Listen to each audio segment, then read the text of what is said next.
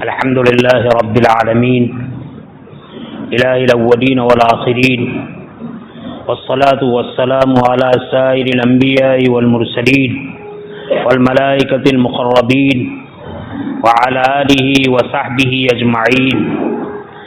أما بعد فقد قال النبي صلى الله عليه وسلم طلب العلم فريضة على كل مسلم أو كما قال عليه الصلاة والسلام.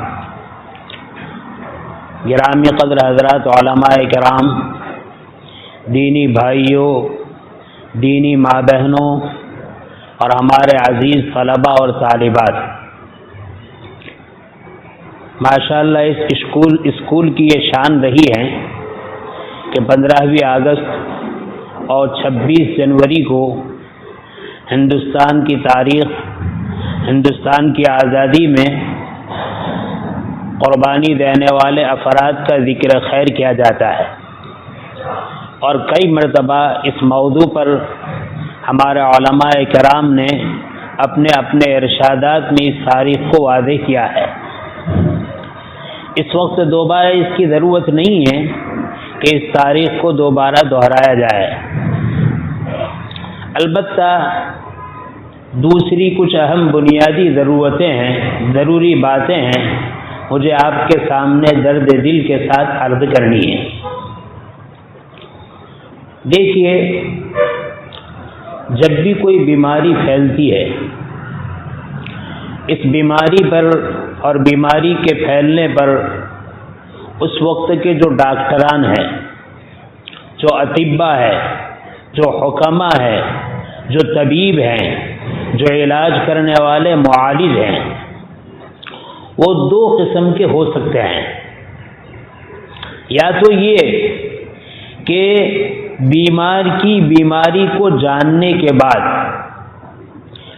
بیمار کا خیال کرتے ہوئے اس کا علاج نہ کرے کہ بھئی میرے علاج کی وجہ سے بیمار کو تکلیف ہوگی، بیمار سے میٹھی میٹھی باتیں کرے، بیمار کے علاج کی طرف توجہ نہ دے، اور ظاہری سبب کے طور پر یہ بیماری اس کے اندر گھر کر جائے اور ظاہری طور پر یہ اس کی موت کا سبب بن جائے. ایک یہ طبیب ہے. دوسرا طبیب وہ ہو سکتا ہے بیمار کی بیماری کو پہچانتا ہے، علاج کو جانتا ہے، اسے اس بات کا احساس ہے کہ اگر بیماری کا علاج اور بیماری سامنے رکھی گئی تو مریض کو تکلیف ہوگی، مریض کے گھر والوں کو تکلیف ہوگی.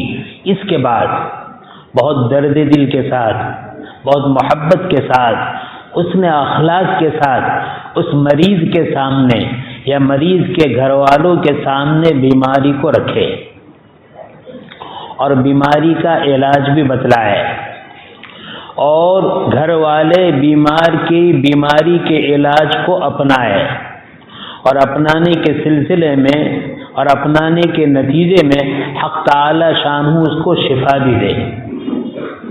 آپ یقین مانیے کہ کون سا طبیب صحیح ہوگا.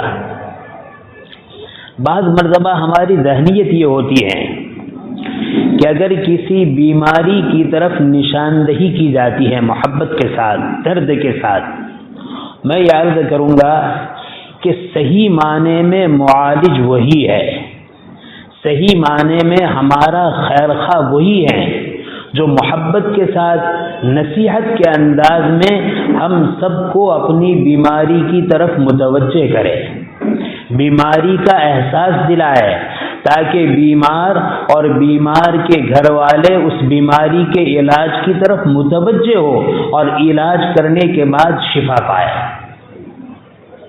لیکن اگر ڈاکٹر یہ خیانت کرے کہ وہ علاج کرنا نہیں چاہتا اور صرف اتنا خیال کرتا ہے کہ بیمار کو تکلیف ہوگی، بیمار کے گھر والوں کو تکلیف ہوگی، تو دیکھنے کے اعتبار سے تو بیمار کے ساتھ ہمدردی ہے، حقیقت میں اس کے ساتھ دشمنی ہے. اور میرے بھائیوں، میری دینی بہنوں، حقیقت میں آج بہت ضرورت اس بات کی ہے کہ ہمارے سامنے جب بھی کوئی کام کی بات آئے، جو نفع کی بات آئے، جو فائدے کی بات آئے، ہمیں یہ سمجھتے ہوئے کہ واقعی میں اس میں ہمارا فائدہ ہے، ہمیں بطیب خاطر خوشی کے ساتھ اس کو قبول کرنا چاہیے۔ اس وقت مجھے یہ عرض کرنا ہے، ہمارا یہ اسکول، اسی طریقے سے ملک بھر میں بہت ساری اسکولیں، ہائی اسکول، کالج، مکاتب قرآنیہ، مدارس دینیہ، جامعات، اس کو قائم کرنے کا مقصد کیا ہے اور یہ ادارے ہم سے کیا چاہتے ہیں؟ حکیم الاسلام حضرت مولانا قاری محمد سید صاحب نور اللہ مرقدہ نے بہت پتے کی بات ارشاد فرمائی، فرمایا کہ جتنے مکاتب ہیں، جتنی اسکولیں ہیں، جتنے کالج ہیں، یہ انسان بناتا ہے۔ اسکول انسان کی بنائی ہوئی ہے، کالج انسان کی بنائی ہوئی ہے، یونیورسٹیاں یہ انسان کی بنائی ہوئی ہے۔ اور عجیب بات ارشاد فرمائی کہ انسان جو اسکول اور کالج بناتا ہے، اخلاق انسان کو بناتا ہے۔ انسان کالج بناتا ہے، انسان یونیورسٹی بناتا ہے، لیکن اخلاق انسان کو بناتا ہے۔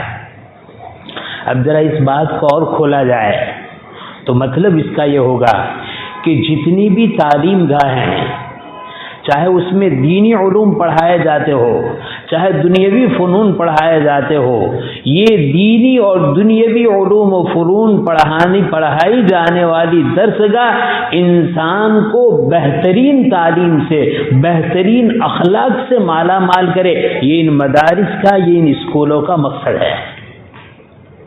اور واقعی میں جس وقت مخلص بانیوں نے، جس طریقے سے حجت الاسلام حضرت نانوتوی رحمۃ اللہ علیہ نے دارالعلوم قائم کیا، اور اس وقت جن ہمارے پیشواؤں نے اور جن اگلوں نے اسکولوں کو قائم کیا، وہ اپنے قیام کے اندر مخلص تھے، پرہیزگار تھے، ان کے سامنے ملت کی خیرخواہی تھی، ملت کی ہمدردی تھی۔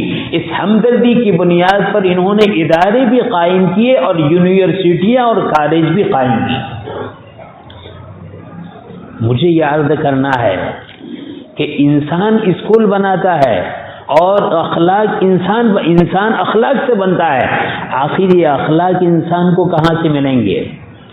جن انسانوں نے مل کر ادارہ بنایا ہے، جس انسانوں نے مل کر یونیورسٹیاں قائم کی ہیں، یہی ادارے اور یہی یونیورسٹیوں میں ایسا نظام ہوتا ہے تعلیم کا، ایسا نظام ہوتا ہے تربیت کا کہ جہاں سے ایسے کام کے افراد تیار ہوتے ہیں۔ اگر دارالعلوم جیسے اداروں سے امت کو شیخ الہند اور علامہ انور شاہ کشمیری اور شیخ الاسلام حضرت مولانا سید حسین احمد مدنی نور اللہ مرقدہ جیسے افراد ملے ہیں، تو اس وقت کے مخلصین کی قائم کی ہوئی یونیورسٹیوں سے لوگوں کو امام الہند مولانا ابوالکلام آزاد، خان عبد الغفار خان، اور اسی طرح مولانا محمد علی جوہر، اور اسی طرح مولانا محمد شوکت علی جوہر، اور اسی طرح جواہر لال نہرو، اور اسی طرح سبھاش چندر بوس، اور اسی طرح لال بہادر شاستری، اور نہ جانے کیسے کیسے قائدین اور کیسے کیسے ملک کے رہبر ملے ہیں۔ تفریق کی ضرورت نہیں ہے، سوچنے کی ضرورت ہے۔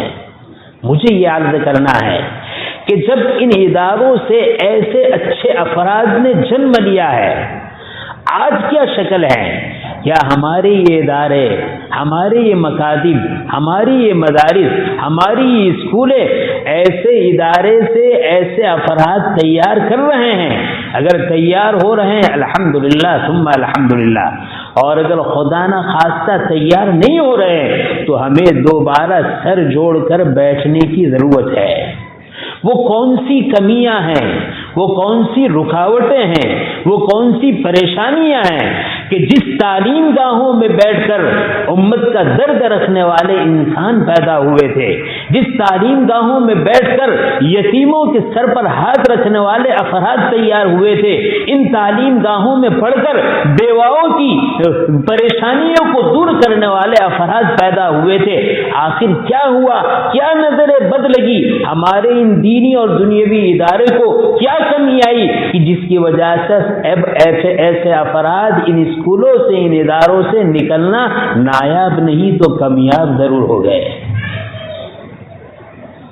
اگر اس کو سوچا جائے تو چند باتیں میں بہت محبت کے ساتھ، بہت ادب احترام کے ساتھ، اس غرض سے کہ انشاءاللہ یہ باتیں ہمارے اگلوں کی ہیں، ہمارے بڑوں کی ہیں، قرآن و سنت کی روشنی میں ہے۔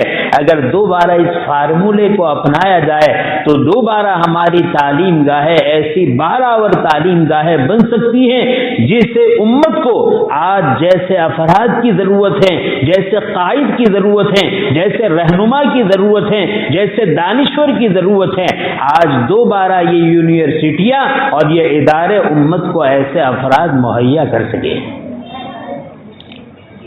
مثال کے طور پر ہمارا یہ اسکول ہے، ایسی بہت ساری اسکولوں ہیں۔ اس اسکولوں کو چلانے والی ایک باڈی ہوتی ہے جسے مجلس شورا کہا جاتا ہے۔ ان شورا میں اگر بہتر ہے کہ ماشاءاللہ یہ اسکول ہے تو اسکول کی شورا میں ایسے افراد ہو جو گریجویٹ ہو، ڈگریاں رکھتے ہو، اور اگر سارے ایسے افراد نہیں ہیں، کم ہے کوئی بات نہیں، دوسرے جذبہ رکھنے والے، محنت کرنے والے، شوق رکھنے والے، امت کے بچوں کی فکر کرنے والے افراد موجود ہیں، ان کی باڈی ہو۔ یہ باڈی اپنے ساتھ مشورے میں ایک مخلص متدین عالم کو رکھے، باڈی میں نہ ہو کوئی بات نہیں، مشورے میں، اور تعلیمی اعتبار سے جب یہ اپنا نصاب بنائے، تربیت یہ اعتبار سے اپنے قوانین بنائے، تو اس لائن کے جو ماہرین ہیں وہ بہتر سے بہتر نصاب پر نظر رکھے۔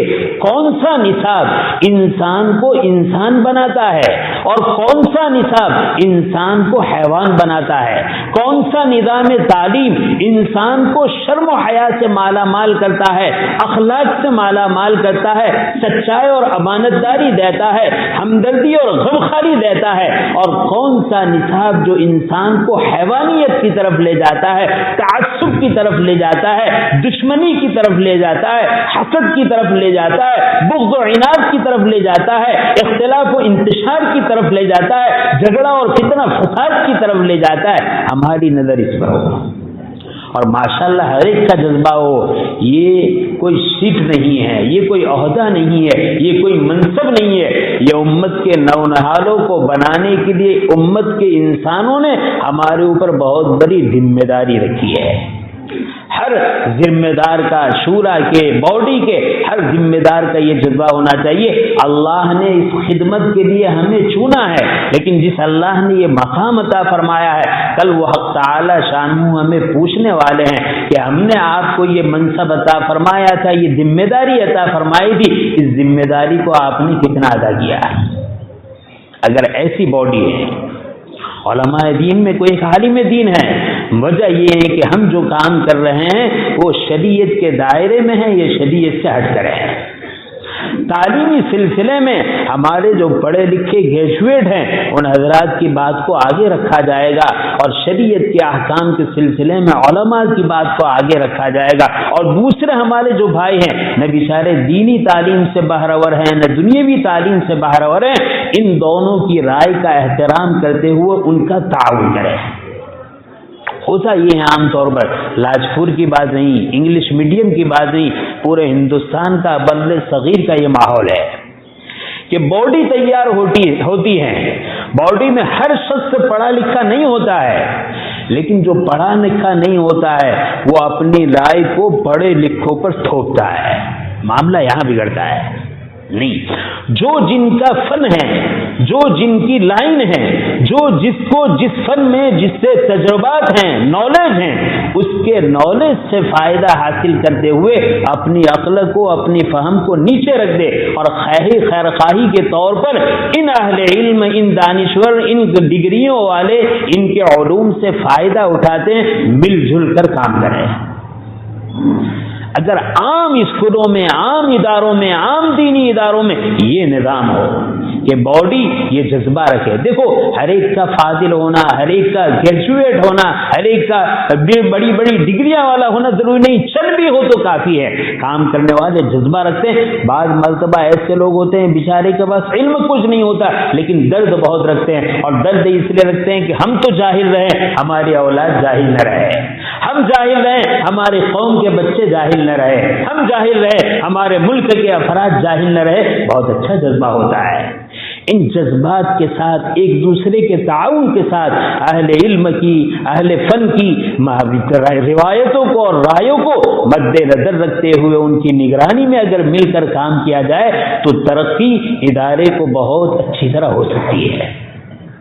تو پہلا محاذ ہے باڈی اور کمیٹی، جن کا جذبہ یہ ہو کہ ہمیں جو ذمہ داری ملی ہے، یہ ذمہ داری کوئی عہدے کے لیے نہیں ہے، کوئی منصب کے لیے نہیں ہے، کوئی ڈگری کے لیے نہیں ہے، کوئی اپنے نام کو بڑھانے کے لیے نہیں ہے. یہ اللہ نے قوم کے بچوں کی خدمت کے لیے ہمیں بہترین موقع عطا فرمایا ہے. اللہ کل ہمیں پوچھنے والے ہیں کہ ذمہ دار آپ کو بنایا تھا، آپ نے اس ذمہ داری کو کتنا پورا کیا. اگر اس باڈی کا ہر شخص، چاہے وہ اہل علم ہو، چاہے گریجویٹ ہو، چاہے عام ہو، اگر اس بات کو مد نظر رکھتے ہوئے باڈی کے اندر شرکت کرے گا اور ہر ایک کا جذبہ اپنے طلباء کو، اپنے اسٹوڈنٹ کو، اپنے ودیارتھیوں کو بہترین سے بہترین تعلیم اور بہترین سے بہترین تربیت کا ہو، دیکھیے پھر باڈی سے کیا نتیجہ برآمد ہوتا ہے.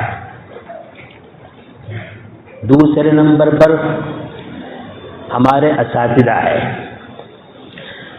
میرا منہ نہیں ہے کہ میں اساتذہ سے کوئی بات کہوں. اگر وہ کسی اسکول کے ٹیچر ہیں تو میں بھی کسی مدرسے کا ٹیچر ہوں، معلم ہوں. ہاں ایک بات ہو سکتی ہے، بہت ساری کوتاہیاں میرے اندر ٹیچر اور معلم ہونے کی حیثیت سے ہے اور نفس میرا گندا ہے. میں اگر اپنے نفس کو بات کروں کہ تیرے اندر یہ کمیاں ہیں، اس کی اصلاح یہ ہے، ہو سکتا ہے سب کے سامنے کہنے کی وجہ سے میرا دل اس کو قبول کر لے کہ بھئی یہ بات صحیح ہے، یہ بات غلط ہے. دیکھو ہم لوگ اسکولوں میں اور مدرسوں میں پڑھاتے ہیں، ہم معلم ہیں. قطعاً تعلیم کا، علم کو پھیلانے کا یہ مطلب نہیں ہے کہ جو کچھ ہم پڑھا رہے ہیں وہ پڑھنے والا بن جائے، جو کچھ ہم لکھوا رہے ہیں وہ لکھوانے والا بن جائے. یہ مطلب نہیں ہے تعلیم کا. علم کا مطلب یہ ہے آدمی کو ایسی تعلیم دی جائے، ایسا شکشن دیا جائے، ایسا اس کو ہنر دیا جائے جس کے ذریعے سے وہ انسان صحیح معنی میں ایک انسان بنے، صحیح معنی میں جانور انسان میں تمیز آ جائے. خالی پڑھانا مقصود نہیں ہے، بلکہ ایک معلم، ایک ٹیچر اور ایک استاد جہاں اپنے ودیارتھیوں کو پڑھاتا ہے وہاں اس کے لیے سیرت کے اعتبار سے، کردار کے اعتبار سے، کیریکٹر کے اعتبار سے، عمل کے اعتبار سے چلتا پھرتا ایک نمونہ ہوتا ہے. اسی لیے ہم نے اپنے بڑوں سے سنا کہ ہمارے طلباء، ہمارے اسٹوڈنٹ ہماری بات سے جتنا اثر لیتا ہے وہ اثر 30%، 40% ہے، 30%، 40%. لیکن ہمارے ودیارتھی، ہمارے اسٹوڈنٹ، ہمارے طلباء استاد کی زندگی سے، استاد کے کیریکٹر سے، استاد کے عمل سے جو علم حاصل کرتا ہے، جو پاتا ہے وہ 60% ہے، 70% ہے. سکھلانے سے 30-40% لیتا ہے اور دکھلانے سے 60-70% لیتا ہے. میں اپنے نفس کو کہتا ہوں کہ اگر تو معلم ہے، تو ٹیچر ہے، تو تجھے اپنے آپ کو ایسا تیار کرنا ہے، ایسا تیار کرنا ہے کہ تیری بات کے بجائے تیرے عمل سے تیرے اسٹوڈنٹ اور تیرے ودیارتھی زیادہ سے زیادہ عمل حاصل کرے. تو ٹیچر، میں ٹیچر ہوں، میری زبان سے میرے طلباء کے سامنے اب شبد نہیں نکلنا چاہیے، غلط بات نہیں نکلنی چاہیے، گالی گلوچ نہیں نکلنا چاہیے، جھوٹ نہیں نکلنا چاہیے، غیبت نہیں نکلنی چاہیے، ایک دوسرے پر تنقید نہیں نکلنی چاہیے. یہ میرا کیریکٹر ہے. تو میرے طلبہ اس کو اخذ کریں گے کہ جس استاد سے ہم پڑھ رہے ہیں اس کی زبان سے ہم نے جھوٹ نہیں سنا ہے، جس استاد سے ہم نے پڑھا ہے اس کو ہم نے گالی گلوچ کرتے ہوئے نہیں دیکھا ہے، اس کو ہم نے بلو فلم دیکھتے ہوئے نہیں دیکھا ہے، اس سے ہم نے عشق بازی کرتے ہوئے نہیں دیکھا ہے. میں کیا ہوں؟ نمونہ ہوں، ان کے لیے عملی نمونہ ہوں، ان کے لیے کیریئر ہوں، ان کے لیے ان کے لیے بہت بڑا بہترین آئیڈیل ہوں. لہذا استاد ہونے کے ناطے میں اپنی زندگی کو بہت زیادہ سنواروں. میں جتنا اپنے آپ کو سنواروں گا، ہو سکتا ہے اگر میں نے اپنے آپ کو 80% سنوارا ہے تو میرے اسٹوڈنٹ میں میری خوبیوں کا 70% ضرور آئے گا. اس سلسلے میں تجربات یہ ہیں. مثال کے طور پر میں مدرس ہوں. ہمارے سامنے ہمارے جتنے ودیارتھی ہیں، جتنے اسٹوڈنٹ ہیں، میرا جذبہ یہ ہونا چاہیے کہ اللہ نے مجھے جو فن عطا فرمایا ہے، جو اگنان عطا فرمایا ہے، جو اخلاق عطا فرمایا ہے، جو درد ہمدردی عطا فرمائی ہے، میں چاہتا ہوں کہ میرا ودیارتھی جتنا میرے پاس سے وہ پورا کا پورا لے جائے اور اتنا آگے بڑھے کہ مجھ سے آگے بڑھ جائے. ایک استاد کا جذبہ اپنے طالب علم کے لیے، ایک ٹیچر کا جذبہ اپنے اسٹوڈنٹ کے لیے یہ ہونا چاہیے کہ جتنی میرے اندر خوبیاں ہیں، جتنے کمالات ہیں، جتنی اچھائیاں ہیں، میرا اسٹوڈنٹ مجھ سے لے اور اتنا لے کہ جتنا ہے وہ لے لے اور بڑھ کر مجھ سے آگے بڑھ جائے. استاد کا جذبہ یہ ہونا چاہیے. اور دیکھو، میں تو عرض کر رہا ہوں، کبھی استاد یہ نہ سوچے کہ پڑھنا پڑھانا ہمارا کام ہے. نہیں، پڑھنا پڑھانا ہمارا کام نہیں ہے. ہمارا کام تو ہمارے اسٹوڈنٹوں کو اپنے اگلوں جیسا، اپنے وڈواؤں جیسا، اپنے بڑوں جیسا بنانا ہے. پڑھانا نہیں، بنانا ہے. ذہن سازی کرنا ہے، تیار کرنا ہے، ہر اعتبار سے اچھا بنانا ہے. یہ تعلیم مدرسے میں بھی دی جا سکتی ہے، یہ تعلیم اسکولوں میں بھی دی جا سکتی ہے، اور تعلیم نصیحت کے بجائے اپنی زندگی کو پیش کر کے بہت اچھی دی جا سکتی ہے. تیسری چیز ہے ہمارے طلباء، ہماری طالبات، ہمارے اسٹوڈنٹ. ان اسٹوڈنٹوں میں میں یہ سمجھتا ہوں کہ حق تعالی شانہ نے بہت ساری خوبیاں رکھی ہے. اللہ کے بندے ہیں، بہت ساری خوبیاں ہیں، اور اتنی خوبیاں ہیں، اتنے کمالات ہیں کہ اس سب کا ہم سب کو اعتراف ہم مانتے ہیں. پہلے ہم سنتے تھے، دیکھتے تھے، بچہ پیدا ہوتا تھا، کئی دنوں تک بولتا نہیں تھا، مٹھی بند ہوتی تھی، کئی دنوں کے بعد مٹھی کھلا کرتی تھی، شعور اتنا نہیں تھا. آپ آج کی جنریشن کو دیکھیے، آج کے بچوں کو دیکھیے، پیدا ہوتا ہے ہاتھ کھلا ہوا ہوتا ہے، تھوڑے دن ہوتے ہیں بولنا شروع کر دیتا ہے، تھوڑے دن ہوتے ہیں چلنا پھرنا شروع کر دیتا ہے، اور پھر سمجھ تو اتنی اچھی ہے کہ ہم نے جو بڑھاپے میں پڑھا ہے یا جو نوجوانی میں پڑھا ہے، بچوں کے سوال ہمیں حیران کر دیتے ہیں. قابلیت، استعداد، لیاقت ان بچوں میں ہم سے بہت بڑھ کر ہے. اب ضرورت اس بات کی ہے کہ ان بچوں کی بہترین تربیت کی جائے، بہترین تعلیم دی جائے، بہترین آداب سے ان کو آراستہ کیا جائے.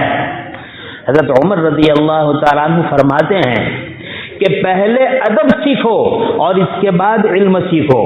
ادب کا درجہ پہلے ہے، علم کا درجہ بعد میں ہے. معلوم ہوا ادب سکھلانا یہ ہر ماں باپ کی ضرورت ہے.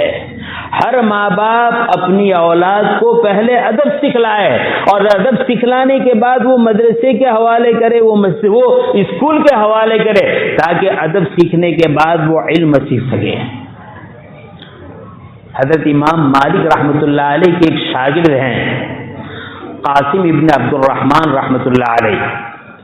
وہ فرماتے ہیں کہ میں نے اپنے استاد امام مالک رحمۃ اللہ علیہ کی خدمت میں 20 سال رہا. اس 20 سالہ زندگی میں 18 سال میں نے ان سے ادب اور اخلاق سیکھے، اور 2 سال ان سے علم سیکھا. 18 سال علم نہیں، 18 سال اخلاق اور ادب، اور 2 سال ان سے علم سیکھا۔ میں اپنے عزیز طلباء سے بہت سیدھی سادی زبان میں کہوں گا، جس طرح آپ کے ماں باپ قابل احترام ہے، قابل ادب ہیں، آپ کے اساتذہ بھی اسی طرح قابل احترام ہے، قابل ادب ہے۔ آپ اپنے ماں باپ کا ادب کریں، اور ماں باپ کی ضرورت ہے، ماں باپ کے اوپر فرض ہے کہ ماں باپ اپنی اولاد کو ادب سکھلائے، ادب سکھلائے کہ بھئی ماں باپ کیا ہے، ادب سکھلائے کہ استاد کیا ہے، ٹیچر کیا ہے۔ آج ہمارے معاشرے میں سب سے بڑی کوتاہی ہے کہ بچے کو اس کے بچپنے میں سارے چونچلے پورے کیے جاتے ہیں، جہاں 100 روپے کی ضرورت ہے وہاں غریب ماں باپ 200 کی، اور جہاں 100 روپے کی ضرورت ہے وہاں متوسط درجہ 500 کی، اور جہاں 100 روپے کی ضرورت ہے وہاں مالدار ماں باپ 1000 روپے تو خرچ کرتا ہے، لیکن کوئی ادب سکھلانے کے لیے تیار نہیں۔ بہت بڑی ضرورت ہے۔ یہ ادب نہ سکھلانے کی وجہ سے جب بچہ 12-13 سال کی عمر میں ہاتھ سے نکل جاتا ہے اور اس کی زیادتی اور اس کی پریشانیوں سے ماں باپ تنگ آتے ہیں، پھر کہتے ہیں کہ مولانا دعا کرو، کوئی رو مان تو نہیں۔ جو ادب دینے کا زمانہ تھا وہ تو ہم نے چونچلوں کو پورا کرنے میں لگا دیا، جو ادب سکھلانے کا زمانہ تھا وہ تو ہم نے سکھلایا نہیں۔ ماں باپ کی بہت بڑی ضرورت ہے کہ وہ اپنی اولاد کو اسلامی ادب سکھلائے، تہذیبی ادب سکھلائے، تمدنی ادب سکھلائے، معاشرتی ادب سکھلائے، رہن سہن اس کا کس طرح ہونا چاہیے۔ اور عزیز طلباء سے میں کہوں گا، خدا نہ خواستہ آپ کا دماغ زیادہ تیز نہیں ہے، آپ کی میموری زیادہ تیز نہیں ہے، آپ کا قوت حافظہ زیادہ تیز نہیں ہے، آپ کو نا امید ہونے کی ضرورت نہیں ہے۔ آپ کے لیے 2 کام ہے، اور اگر خدا نہ خواستہ کسی طالب علم کا، کسی اسٹوڈنٹ کا ذہن بہت اچھا ہے، بہت تیز ہے، بہت جلد کیچ کر لیتا ہے، میں ایسے تمام طلباء سے، ایسے تمام اسٹوڈنٹوں سے، چاہے وہ ذہین ہے چاہے ذہین نہیں ہے، میں یہ کہتا ہوں کہ صحیح معنی میں اگر آپ کو علم چاہیے تو آپ کو 2 چیزیں کرنا ضروری ہوگی۔ پہلی چیز اپنے اساتذہ کا ادب احترام، اور دوسری چیز اس علم کو حاصل کرنے میں محنت۔ اگر یہ 2 چیز آپ کریں گے تو اس 2 چیز کے بعد جس فن کے پیچھے لگیں گے آپ اس فن کے فنکار بن جائیں گے، اس فن کے ماہر بن جائیں گے۔ آج ادب کی اتنی بڑی ضرورت ہے، ماں باپ اپنے بچے اپنے گھروں میں اپنے ماں باپ کا ادب احترام نہیں کرتے، وہی بے ادبی کے ساتھ مدرسے میں آتے ہیں، وہی بے ادبی کے ساتھ اسکول میں آتے ہیں، وہ اپنے معلم سے، اپنے اساتذہ سے اور اپنے ٹیچروں سے بے ادبی کا معاملہ کرتے ہیں۔ دیکھیے میرے عزیز طلباء، جو بھی طالب علم اپنے اساتذہ کی بے ادبی کرتا ہے، چاہے پڑھنے میں اتنا ہوشیار ہو کہ جونیئر سینئر سے لے کر 12 تک ہر امتحان میں پہلے نمبر پر کامیاب ہو جائے، لیکن اپنے اساتذہ کا ادب نہیں ہے، کبھی بھی اس کی ذات سے نہ اس کو فائدہ پہنچے گا نہ دوسرے کو فائدہ پہنچے گا۔ ہمارے اکابر وہ تو اپنے اساتذہ کا اتنا ادب احترام کرتے تھے، اتنی خدمت کرتے تھے کہ آج اس کو سوچنا بھی ہمارے لیے مشکل ہے۔ حجت الاسلام حضرت مولانا قاسم نانوتوی رحمۃ اللہ علیہ کے باب میں لکھا ہے کہ حضرت نانوتوی رحمۃ اللہ علیہ کو کسی مسئلے میں تحقیق کرنے کی ضرورت پڑی، سور اور خنزیر کی کسی عادت کے بارے میں۔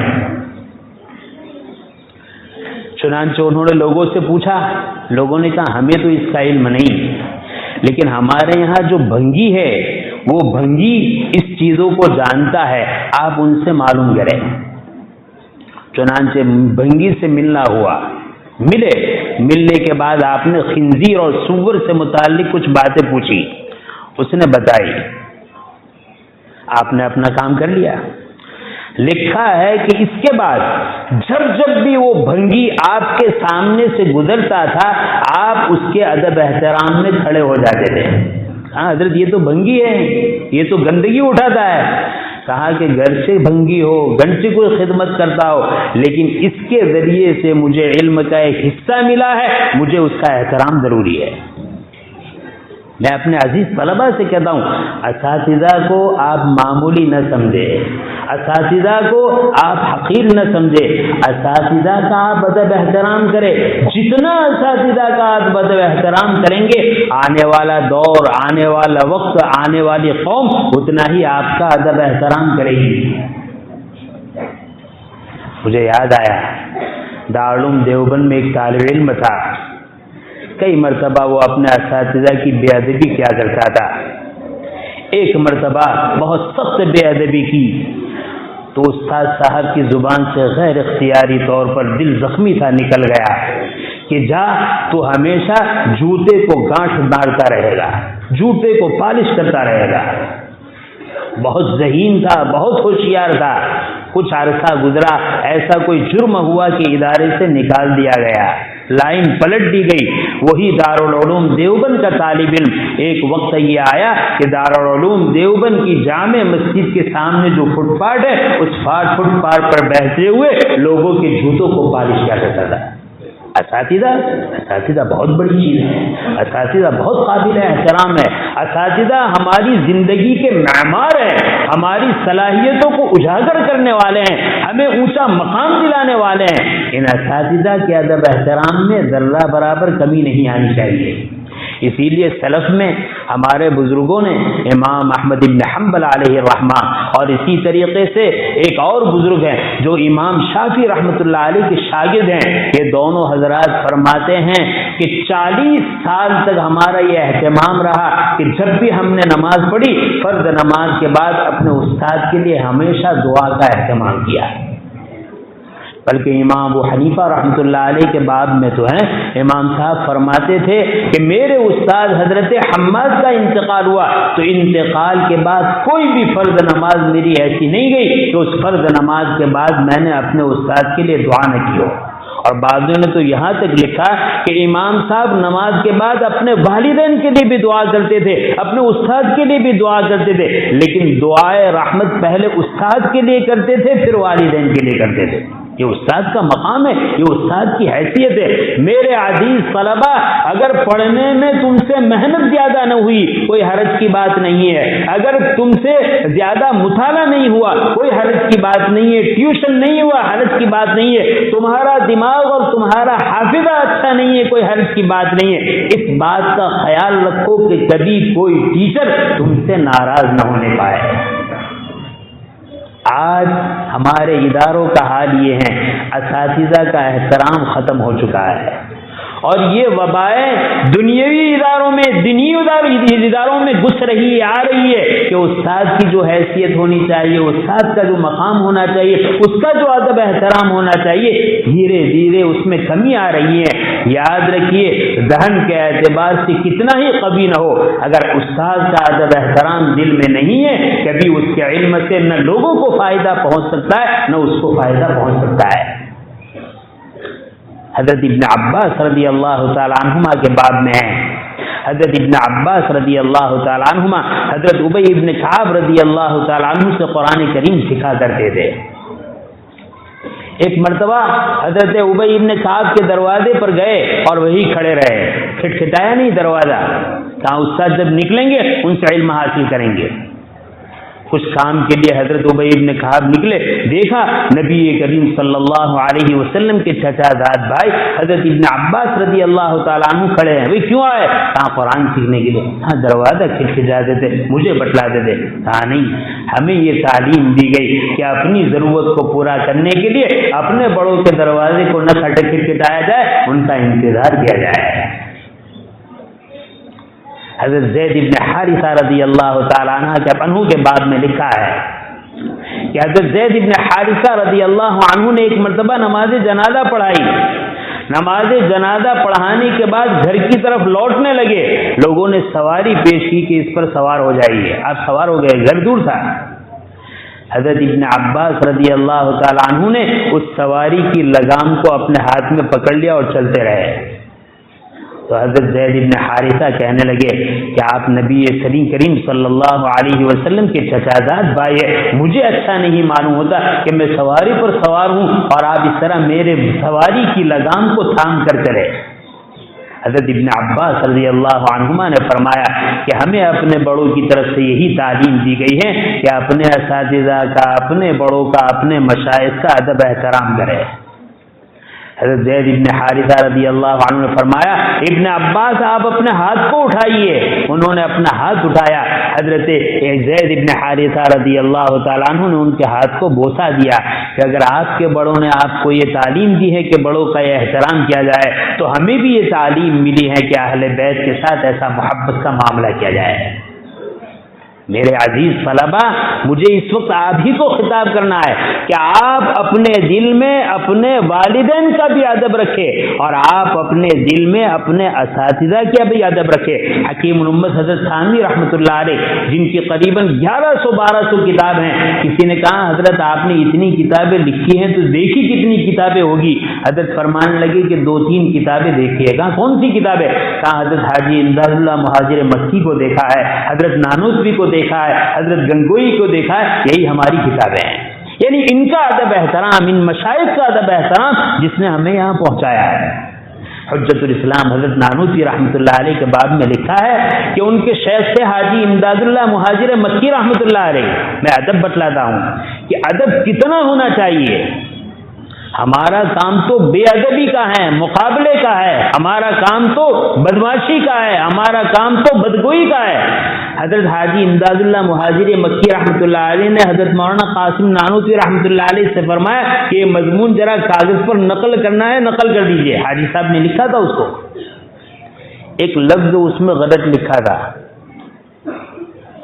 تو حضرت مولانا قاسم نانوتوی رحمۃ اللہ علیہ نے وہ پڑھا، کہا لفظ غلط ہے، لیکن ادب دیکھیے۔ حضرت حاجی صاحب رحمۃ اللہ علیہ سے یہ نہیں فرمایا کہ حضرت آپ نے یہ لفظ غلط لکھا ہے، غلطی بتائی لیکن ادب کے ساتھ بتلائی۔ ایسا نہیں کہ بڑوں کی غلطی نہیں بتلائی جا سکتی ادب کے ساتھ۔ تو حضرت مولانا قاسم نانوتوی رحمۃ اللہ علیہ نے فرمایا حضرت آپ نے یہ جو عبارت لکھی ہے اس میں یہ لفظ سمجھ میں نہیں آ رہا ہے، یہ نہیں کہا غلط لکھا ہے، یہ لفظ سمجھ میں نہیں آ رہا ہے۔ حضرت نے دوبارہ اس کو پڑھا، دوبارہ پڑھنے کے بعد حضرت حاجی صاحب فرمانے لگے یہ لفظ تو غلط ہے، آپ نے اس کو کاٹ دیا اور دوسرا لفظ لکھا۔ دیکھو ادب، اپنے بڑوں کا ادب، اپنے اساتذہ کا ادب، اپنے مشائخ کا ادب کہ غلطی ہے، غلطی پر وہ متنبہ ہو گئے، باخبر ہو گئے، اس کے بعد بھی اپنے بڑے سے یہ نہیں کہا یہ غلطی ہے، یہ کہا کہ یہ بات مجھے سمجھ میں نہ آئی۔ ادب یہ، جب یہ ادب تھا اللہ تعالیٰ نے کتنا بڑا مقام دیا، دنیا جانتی ہے حجت الاسلام حضرت نانوتوی رحمۃ اللہ علیہ کو اللہ نے کیا مقام دیا۔ تو میرے عزیز طلبہ، مجھے آپ سے خاص طور پر یہ عرض کرنا ہے کہ آپ اپنے اساتذہ کا بہت زیادہ ادب احترام کریں۔ ہمارے مسلم طلبہ بعض مرتبہ سمجھتے ہیں کہ ہمارے پڑھانے والے بعض ٹیچر تو مسلم نہیں ہیں۔ میں آپ سے بتلاؤں کہ امام ابو حنیفہ رحمۃ اللہ علیہ نے بندی سے ایک بات معلوم کی تو اس کا ادب کیا، پڑھانے والا ہمارا ٹیچر چاہے مسلم ہو چاہے غیر مسلم ہو، وہ ہمارے ٹیچر ہیں، ہمارے لیے قابل احترام ہے، ان کا ادب کرنا، ان کا احترام کرنا علم حاصل کرنے کے لیے ضروری ہے۔ اگر ہم نے ایسے استاد کی نافرمانی کی، ان کا دل دکھایا، چاہے وہ مسلمان نہیں ہے لیکن دل دکھائے گا، تو جس فن کا وہ استاد ہے اس فن میں آدمی کبھی ترقی نہیں کر پائے گا۔ اس لیے بہت بڑی بات، میں پھر اپنے آپ کو کہوں گا استاد ہونے کے ناطے میرا کیریکٹر ایسا ہونا چاہیے کہ میرے طلبہ یہ سمجھے کہ ہمارے استاد ہمیں کچھ بنانا چاہتے ہیں، ہمارے استاد ہمیں اپنے سے آگے بڑھانا چاہتے ہیں، ہمارے استاد کے اندر، ہمارے ٹیچر کے اندر جو خوبیاں ہیں وہ ہم میں منتقل کرنا چاہتے ہیں۔ ہمارے اساتذہ اور ہمارے ٹیچر اور بھائیوں کا تو جذبہ ہی ہو، لیکن ہمارے طلبہ کا جذبہ ہی ہو، یہ ہمارے خیرخواہ ہے، یہ ہمارے مربی ہے، یہ ہمیں فنون سکھلا رہے ہیں، لہذا ان کا ادب احترام ہمارے لیے ضروری ہے۔ اگر ان کے بارے میں ہم سے تھوڑی کوتاہی ہوئی، ہم بہت بڑے علم سے، بہت بڑے فن سے محروم ہو جائیں گے۔ مجھے یاد آیا مفکر اسلام حضرت مولانا ابو الحسن علی ندوی رحمۃ اللہ علیہ کے باب میں لکھا ہے، ان کے ایک استاد تھے، استاد صاحب کو ان کے بارے میں کچھ غلط شکایت پہنچی، غلط فہمی ہوئی، غلط فہمی کی وجہ سے استاد صاحب نے ان کو بہت سخت سزا دے دی۔ حضرت نے خاموشی برداشت کر لیا۔ حضرت کی والدہ کو پتا چلا تو والدہ نے پوچھا کہ ابو الحسن تمہارے فلاں استاد نے تمہیں بہت زیادہ سزا دے دی ہے، سخت سزا دے دی ہے۔ حضرت فرماتے ہیں میں نے پوری حمایت اپنے والد اپنے استاد صاحب کی کہ نہیں ایسی بات نہیں ہے، حالانکہ غلط فہمی تھی، استاد سے چپ ہوئی تھی اور چپ کی وجہ سے انہوں نے سخت سزا دے دی تھی، لیکن کہا میں نے پوری حمایت اپنے استاد صاحب کی۔ اس کے بعد حضرت مولانا لکھتے ہیں کہ پھر ایسا ہوا کہ ہمارے استاد کو احساس ہوا کہ غلط فہمی کی وجہ سے میں نے ان کو سخت سزا دی ہے، تنہائی میں بلایا اور معافی تلافی کی۔ حضرت نے کہا حضرت آپ میرے استاد ہیں، میں آپ کا شاگرد ہوں، آپ کی غلطی بھی غلطی نہیں ہے اور میری نہ غلطی بھی غلطی ہے، مجھ سے معافی مانگنے کی ضرورت نہیں ہے۔ کہا میرے استاد خوش ہوئے اور مجھے دعائیں دی، اس دعاؤں کا نتیجہ ہے کہ اللہ نے ادب عربی میں عالم اسلام میں ایسا مقام دیا کہ عرب کے بڑے بڑے مقررین، بڑے بڑے خطبہ اور بڑے بڑے ادبا میری عربیت کو سن کر حیران رہتے تھے۔ آدمی جس فن کے استاد کا ادب احترام کرے گا، جس فن کے استاد کی تعظیم کرے گا، اللہ اس فن میں اس کو نوازیں گے، اس کو بڑھائیں گے۔ لہذا حدیث طلبہ سے بھی کہتا ہوں، حکیم الامت حضرت تھانوی رحمۃ اللہ علیہ فرمایا کرتے تھے میں نے پڑھنے کے زمانے میں بہت زیادہ محنت نہیں کی، ضرورت کے مطابق محنت کر لی، بہت زیادہ محنت نہیں کی، لیکن تعلیم کے زمانے میں میں نے اس بات کا خیال رکھا کہ فارسی اول سے لے کر دور حدیث تک یا مکتب سے لے کر دور حدیث تک کہ اس کی کبھی یہ کوشش نہیں کی، بلکہ ہمیشہ اس بات کا اہتمام کیا کہ مکتب سے لے کر دور حدیث تک کوئی استاد ایک منٹ کے لیے مجھ سے ناراض نہ ہونے پائے۔ یہ برکت تھی، اللہ نے ان کو اپنے وقت کا حکیم الامت اور اپنے وقت کا مجدد ملت بنایا۔ لہذا عزیز طلبہ آپ کو احساس کمتری میں مبتلا ہونے کی ضرورت نہیں ہے۔ آپ جس اسکول میں پڑھے ہوئے ہیں اسی اسکول کے پڑھنے والے ابوالکلام آزاد ہیں، اسی اسکول کے پڑھنے والے محمد علی جوہر ہیں، شوکت علی جوہر ہیں۔ آپ نے اگر یہ جذبہ رکھا، اپنے اساتذہ کی نگرانی میں محنت کی، ان کا ادب احترام کیا اور ادب احترام کے ساتھ تعلیم حاصل کرتے رہے تو اس طرز سے آج بھی حق تعالی شانو ایسے ہیرے اور ایسے جواہرات پیدا کرنے پر قادر ہیں۔ اللہ سے دعا ہے اللہ تعالیٰ اس اسکول سے ایسے اچھے افراد پیدا فرمائے، ضرورت اس بات کی ہے۔ یہ تو ہوا طلباء کا کام، آخری کام ہمارے ماں باپ کا ہے۔ اگر اساتذہ کی محنت، طلباء کی محنت 100% ہو، اساتذہ بھی 100% محنت کر رہے ہو، طلباء بھی 100% محنت کر رہے ہو، لیکن اگر ماں باپ کی توجہ نہیں ہے تو ان کی 100% پر پانی پھر جائے گا۔ میں تو بارہا کہتا ہوں ماں باپ ہونے کے ناطے ہم پر بہت بڑی ذمہ داری عائد ہوتی ہے اپنی اولاد کو اچھا اور برا بنانے کے اعتبار سے۔ ہماری توجہ، ہماری محنت، ہماری دعائیں، ہماری تربیت انشاءاللہ ان کو ہمارے لیے آنکھوں کا دل کا نور، آنکھوں کا نور اور دل کا سرور بنائے گی۔ اور اگر اس سلسلے میں ہم نے کوتاہی کی، ہم نے غفلت اختیار کی تو میرے بھائی ایسا وقت آ سکتا ہے، میری مائیں بہنیں ایسا وقت آ سکتا ہے کہ بازار میں وہ ایسے کام کرے کہ گھر میں آنکھیں بند کر کے اور گھر میں دروازے بند کر کے اور گھر میں چادروں میں سر کو چھپا کر خون کے آنسو رونا پڑے لیکن اس کی تلافی نہ ہو سکے۔ اس لیے بہت بڑی ضرورت اس بات کی ہے کہ ہمارے ماں باپ اپنی اولاد کے لیے کچھ وقت کو فارغ کرے، ان کی بہترین تربیت کا انتظام کرے، ان کو بہترین ادب دے۔ میں اپنے ہر ماں باپ سے پوچھتا ہوں اور ماں باپ سے پوچھنے سے پہلے اپنے کو پوچھتا ہوں، 24 گھنٹے میں اپنی اولاد کو دینے کے لیے، اپنی اولاد کو سنوارنے کے لیے، اپنے اولاد کو تعلیم اور تربیت کے لیے، ان کو ادب اور سنسکار سکھلانے کے لیے 24 منٹ ہمارے پاس ہیں؟ ہمارے پاس بیڑی سگریٹ پینے کا وقت ہے، ہمارے پاس موبائل کا وقت ہے، بلو فلم اور ناجائز چیزیں دیکھنے کے لیے گھنٹوں وقت ہیں، لیکن اپنے اولاد کی ایمان کی حفاظت کے لیے، اپنے اولاد کی بہترین تربیت کے لیے 24 گھنٹوں میں ہمارے پاس 24 منٹ نہیں ہے۔ جو ماں باپ اتنی غفلت کے ساتھ زندگی گزار سکتا ہے، کیا خالی اساتذہ کی محنتیں، کیا خالی علماء کی محنتیں، کیا خالی ٹیچر کی محنتیں، کیا خالی مدرسہ اور اسکول کی تعلیم کا نظام ان کو ایسے ماحول میں برائی سے بچا سکے گا؟ ہرگز نہیں بچا پائے گا۔ ان کو بچانے کے لیے اگر اساتذہ کی محنت 50% ہو، معلم اور ٹیچر کی محنت 50% ہو تو والدین کی محنت تو 100% ہونی چاہیے۔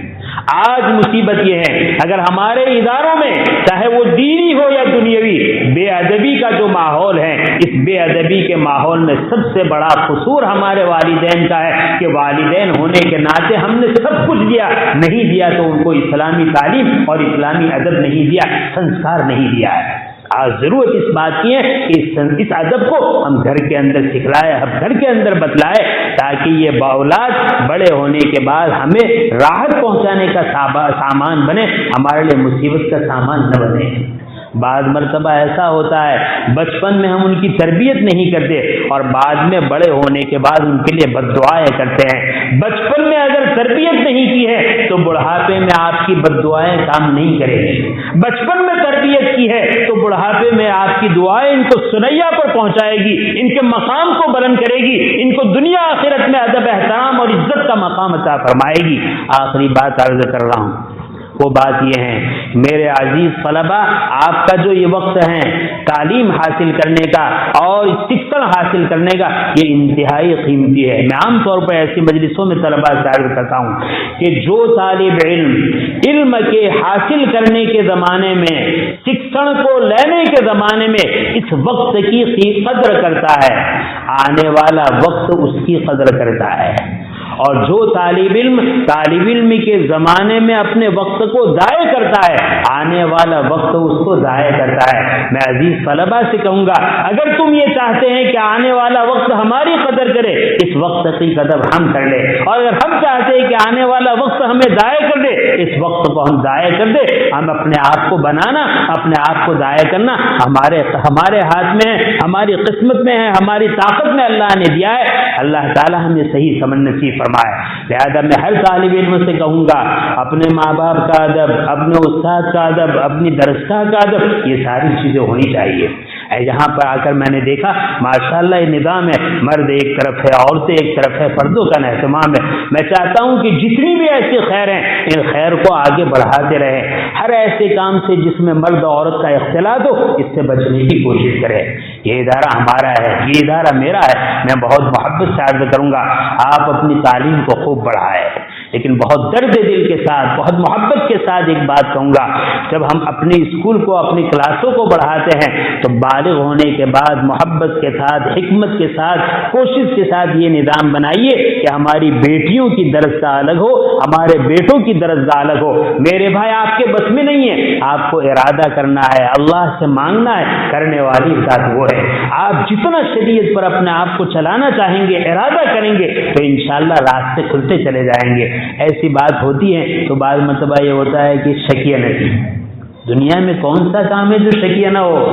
ارادہ ہو، ہمت ہو، اللہ سے مانگے تو انشاءاللہ یہ کام بھی ہو جائے گا۔ میں دعا کرتا ہوں اللہ تعالیٰ اس اسکول کو پروان چڑھائے، خرابیوں سے پاک کرے، خوبیوں سے مالا مال کرے، اور یہاں حدود شرع میں رہتے ہوئے قوم کی بیٹیاں، قوم کے بیٹے صحیح معنی میں فن کو حاصل کرے، ان کو بہترین تعلیم ملے، ان کو بہترین تربیت ملے، اور یہ قوم کے صحیح معنی میں خادم بن کر نکلے۔ اللہ تعالیٰ سے ایسی دعا ہے، حق تعالیٰ شانہ ہماری دعاؤں کو قبول فرمائے۔ جو باتیں اللہ نے کہلوائی، حق تعالیٰ شانہ مجھے اور جہاں جہاں تک یہ آواز اللہ اپنے فضل سے پہنچائے، سب سامعین کو اس پر عمل کی توفیق نصیب فرمائے۔ آمین وآخر دعوانا الحمدللہ رب العالمین۔ بھئی یہ حضرات ہیں، دعا ان سے کرائیں، یہ حضرات بھی ہیں، دعا ان سے کرائیں۔ اللہ